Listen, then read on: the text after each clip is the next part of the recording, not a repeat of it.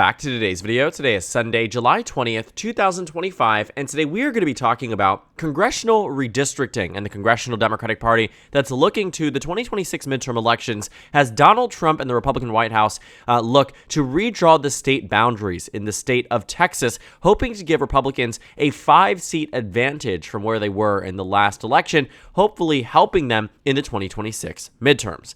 Now, Democrats are looking across the country. We've been talking a lot recently about California, as Governor Gavin Newsom openly floated the idea of a mid-decade redistricting process, exactly what Texas is looking at, except California would draw their map not in favor of the GOP, but instead in favor of the Democratic Party. And they're looking to do so in a way that doesn't just extend to California. What we know now from CNN is that Hakeem Jeffries, through an interview at the DNC and in speaking with many other members of the Congressional Democratic Delegation, that they're looking for beyond California. They're looking for Washington State, New Jersey, New York, and Minnesota, all states that have Democratic legislatures that open up the opportunity to redraw the maps in the middle of the decade to benefit the Democratic Party. And it's this type of pushback that we're starting to see big reasons as to why Texas may not actually go through with their plan. Or if they do so, it might backfire in a way that it triggers Democrats across the country to redraw a map that even extends further than the 5 seats that the Republican Party wants in Texas. Now, to give you a better understanding about the battleground in Texas, why Republicans are targeting it in specific, well, it is the second largest state in the union, meaning that it has a significant number of electoral college votes as well as congressional districts. And it's a state that actually reverted course off the 2024 election. It had trended towards the Democrats every election since 2012 until 2024, when Donald Trump won it by a larger margin than he did in 2020 and 2016. He won Texas by about 14 points, huge reversions amongst Latino voters in favor of the Republican Party, ultimately to the detriment of the Democratic Party, that resulted in not only Democrats losing the presidential election, but losing a number of districts in Texas at large. But the way that the Texas map was drawn in a way to really solidify these 13 Democratic seats, give Republicans the opportunity to pick off 1 or 2 of them in a wave year, but ultimately keep them at just about a third of the state's overall delegation in Washington, D.C. And for a state that actually consistently gave Democrats about 42 to 45% of the vote, it makes sense that, Democrats would actually have more seats than what they have right now. So this gerrymander, in many cases, worked out for the Republican Party. It was drawn in such a way that if you actually just shift what the map looks like here based off the last election, even if Democrats were to outperform their entire map here by 15, Democrats would gain just 1 seat across the state. And so putting that into perspective, that would take massive amounts of shifts. This would be an even larger shift than the 2024 election to the 2018 midterms, when Democrats won nationally by about 9 points. And so this map really would hold up. It would withstand the test of time. It would give Republicans that outright majority every single time, but Republicans want more. And a big reason for that is because in doing this, to make Democrats very solid and locked in the state, what would happen here if Republicans were to actually gain 15 points instead of the Democrats this time around? You would actually see that Republicans would just barely gain across the state. They'd go from 25 to 27, and even then, the rest of these districts here would be pretty locked in for the Democratic Party. Again, this would be working under the assumption that Republicans were winning the national popular vote by anywhere about 16 to 17 points. Obviously unrealistic. The last time we saw something like that happen was Ronald Reagan, when he won every single state across the country, and even then Democrats get roughly the same amount of seats that they hold right now. And so Republicans want 5 more seats. That's the number that Donald Trump floated to them, and the number that is being explored. And that's where Democrats come in. Hakeem Jeffries, and I think many members of the National Democratic Party brand, have often gained a reputation by many of their constituents for being not harsh enough on the GOP, for bringing a knife to a gunfight. But when it comes down to this redistricting process, it very much seems like Democrats are now open to the idea of intentionally gerrymandering the states that they hold in response to Texas gerrymandering too. And that's where this comes in about the question, does this actually backfire on the Republican Party? Now, we already know California.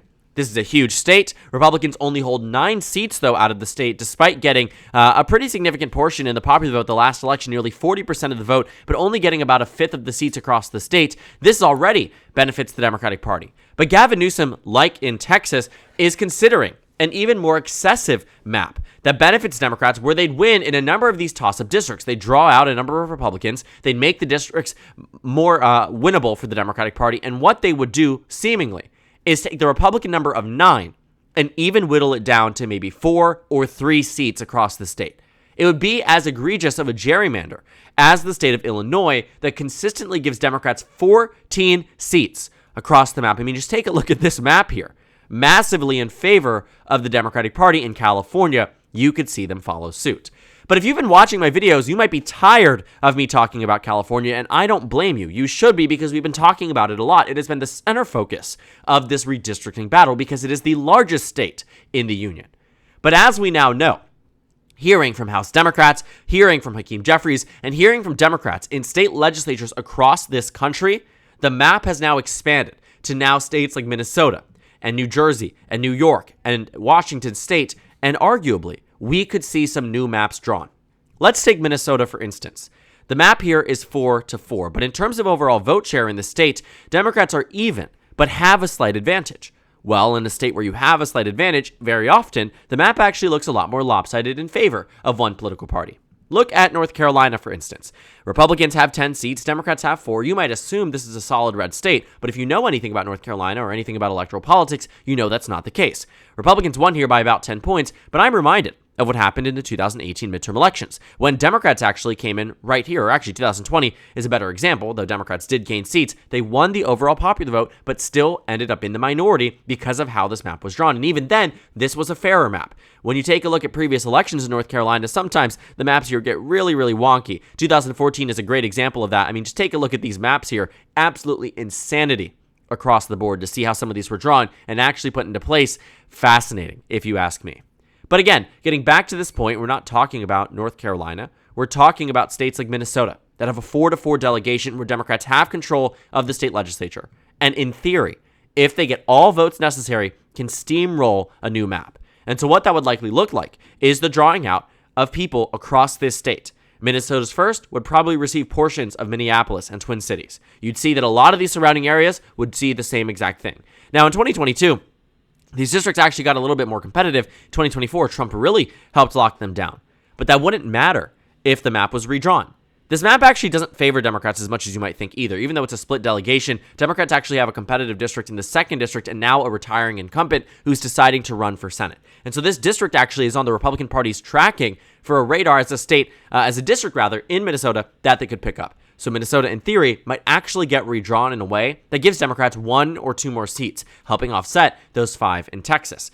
Then comes in New Jersey, a state that Democrats already have 9 seats across the state and Republicans have 3. But if the map was to be redrawn, what you would find is that the map would end up with Democrats potentially at 11 seats. And you might think, okay, that's unrealistic. But I want you to look back at 2016. When Democrats had just 7-5 across the state of New Jersey, and that's because they picked up with Josh Gottheimer in New Jersey's 5th. But 2 years later, the delegation went from 7-5 to 11-1. Took a look at the boundaries. The maps didn't change. The numbers in the districts didn't change, besides the fact that Democrats won more voters and turned out their base. And the only other Republican district in the state was only a 12-point margin, when in the 2016 election was a 30-point margin. New Jersey saw one of the most massive shifts in favor of the Democratic Party, an 11-1 delegation across the state. So it's not impossible the Democrats return the map to being that in 2026, especially if the year is anything like the 2018 midterm elections. That would be a 2-seat gain for the Democratic Party. Then comes into play New York, a state that actually wasn't drawn in a way that is so bad for the GOP that it makes it impossible for them to win in the future. A lot of toss-up districts here. New York 3rd, New York 4th, New York 19th. These districts are competitive. They're close. They're in this position. Why? Because the map wasn't drawn as an overwhelming gerrymander to the Democratic Party. No matter how you cut it, this map is actually quite fair, that if you were to take a wave type of year for the GOP, let's say they improved by 5 points. I'm going to do this just for the sake of explanation. Republicans get to a point where they get about 10 seats across the state that they haven't won the presidential level since Ronald Reagan. And so thinking about that, thinking about New York, it makes sense that this is a target for Democrats because some of the proposals and the maps that were put forth in the redistricting process in New York gave Democrats 22 seats out of the 26. And Kathy Hochul signed into law in 2022 a map that gave them eventually 15 seats in that election. And so thinking about what happened when they had the opportunity to redraw, yes, they drew the map a little bit more favorably to the Democratic Party, but they could go for even more. And that's interesting about this state. The next one we look at is Washington. Another state that has been floated as an opportunity for Democrats to actually draw districts here. Now, the map is already a Democratic gerrymander, and we knew that when Washington came into play. We talked about this very early on. Even neighboring Oregon is in a similar way. But Washington is drawn, in theory, in a more fair fashion than other states. They have a commission in this state. And what the map could be done here is that the legislature could override that commission and decide to draw a map that gives Republicans just one seat in Washington, could crack these cities even more and solidify some of these other districts across the state. And what that would happen is one seat in Washington, a few seats, 3 seats in New York, 2 seats in New Jersey, and you're already surpassing what Texas is offsetting. But then Minnesota could throw in 2 more. California could throw in 5 more. And then you start to see that this greedy power grab, arguably, that Trump and the Texas Republican Party initiated could end up backfiring if Democrats fight fire with fire.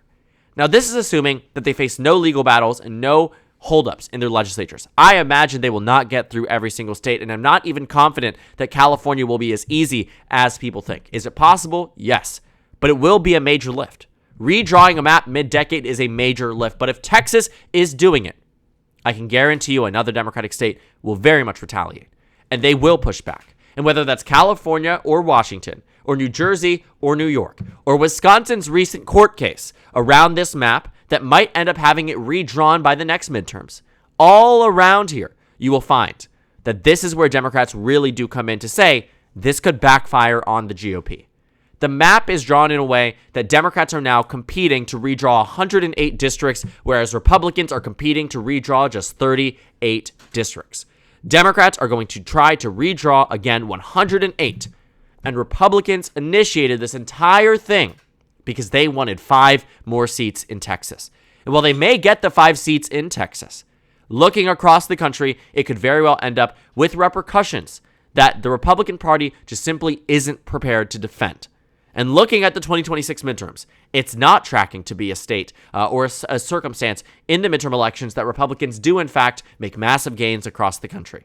Only then could I see something like this actually backfire instead on the Democratic Party. But that won't be the case in 2026. And chances are they'll draw the maps in a way similarly to how Republicans will do so in Texas that will lock in these seats for the remainder of the decade.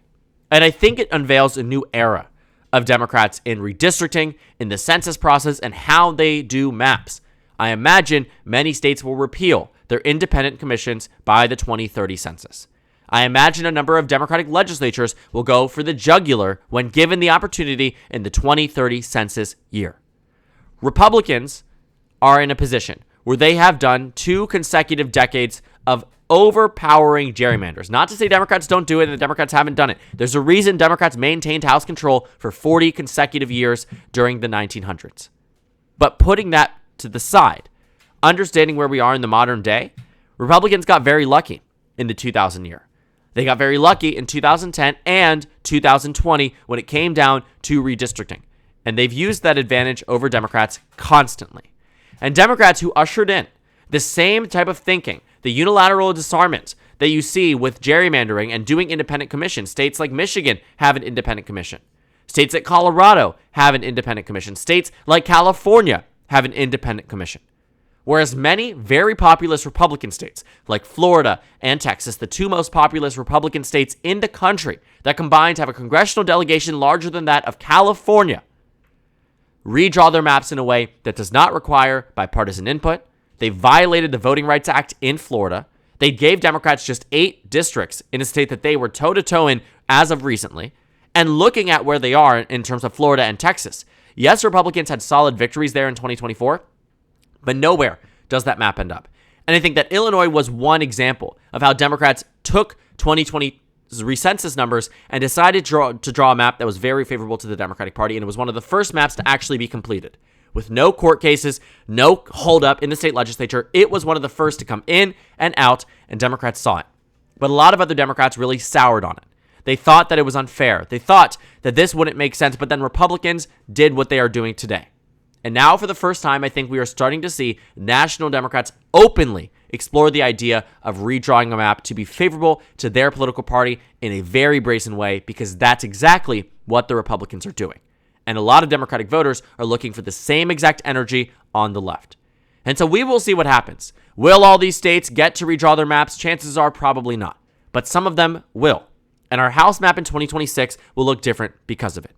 So keep your eyes peeled, watch for news on redistricting. If your state is seeing your state legislature randomly convene and talking about redrawing the maps, chances are they'll get through and do it. And so I'd keep an eye on the news, see if this is anything that's happening, because it will, again, substantively change the 2026 midterm elections. And I will be very interested to see what happens with Texas and New York and California and so on and so forth, because these will be the states to watch, and these will be the states that, if done correctly by both political parties, might have the least competitive elections, despite being some of the more competitive states.